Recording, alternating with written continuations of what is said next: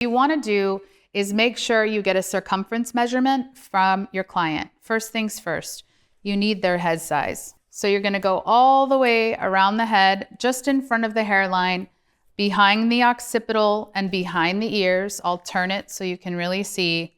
You want to go not all the way down to their neckline, but under the occipital, behind their ears and around to the front, and you're going to take their head size. My client's head size is a 22.5, which is why I'm using a 22.5 block. It is very, very important that you use a block size that is the same as the head size you're working on, or otherwise it's going to turn out like really big or baggy or too tight. So head size, wig making, very important. Always, always get measurements from your client. We will attach a sheet to this class that goes through all the measurements. I always just encourage people, if you think you're going to be working on a client with wigs, just get their measurements, get a mold if you can, but even if you can't, get their measurements. The other important measurement for this particular thing with refronting is front to back. So you want the wig to fit snug, and you want to cut the hairline back enough where you're kind of doing a little bit of a fitting too, if you can.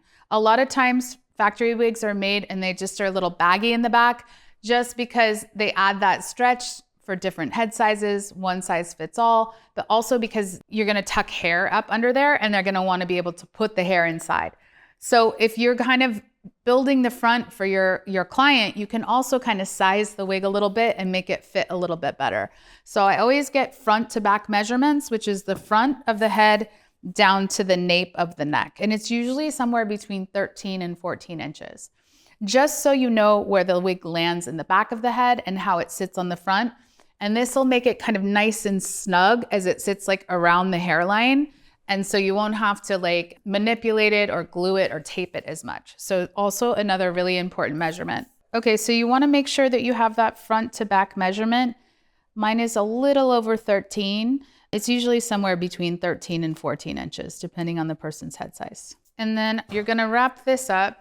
You may notice that I don't have like a traditional mold on here. For a refront, I don't really need to put the whole entire head mold on. The goal is really just to redo the hairline and make the wig fit a little bit better. And because it's a stretchy cap, I don't really need to like go over and stuff an entire mold, head mold. I just use the hairline from the mold just to do this and her measurements. So if you're crunched for time, sometimes the best way to do it is just like this. So another thing to point out, when I traced her hairline and transferred it onto the block, so I took the mold, traced the hairline, it's really important after you draw on these, or even if you have a mold that you're putting down and you have marker, that you add another layer of clear tape. Because what'll happen if you don't add a layer of clear tape is if you use any kind of water, or maybe even just anyway, the marker will transfer onto your lace, and it's very hard to get out. You want to use a dark color and or a bright color, something that's going to show underneath the lace so you can follow the hairline pattern when you're tying. So next step is to take the wig. This is just a pretty inexpensive pre-manufactured wig. Client's had it a long time. She doesn't like the front. We're going to change the color. It's really baggy and it's sort of lost a little bit of its stretch. So I'm going to tighten it up for her. The first thing I want to do is lay it as close as I can, really from front to back. And that's where I want to get the piece, to fit from here to here so that there's no room like back, not too much room back here. So she doesn't have any hair. So I don't need to worry about leaving a bunch of room in the netting back here to shove her hair into.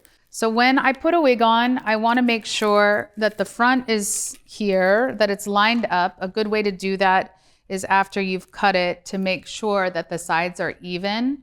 If your wig is like this, if it's like this, it's not on straight, you're like, oh, make sure you check the sides are parallel, that the wig is even, the back of the neck is straight. We're going to come into the back, and our first pin is going to be for this hairline, because we want the nape to go all the way down to her hairline. So my very first pin is going to be in the back, and I'm actually going to use a pearl head, which is a little bit bigger. It's got a stronger, thicker base. I don't stick these through thin lace, only through thick materials on a wig because it'll make a hole in your lace.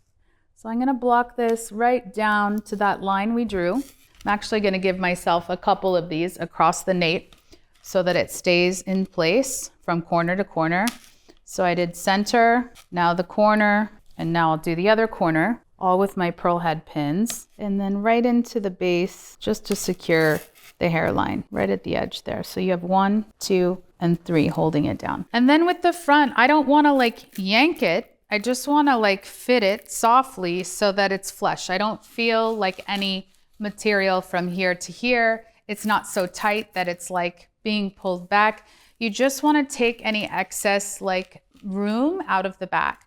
So I can see already in the front that I'm gonna start pinning it here because this is where it's way over her hairline, which means it's a little bit big for her. So it's sitting here, which means she had like an inch of room in the back that was really baggy. So we just kind of took that away without making any changes to the back of the wig, which is cool. She gets a nice fitting wig at the same time.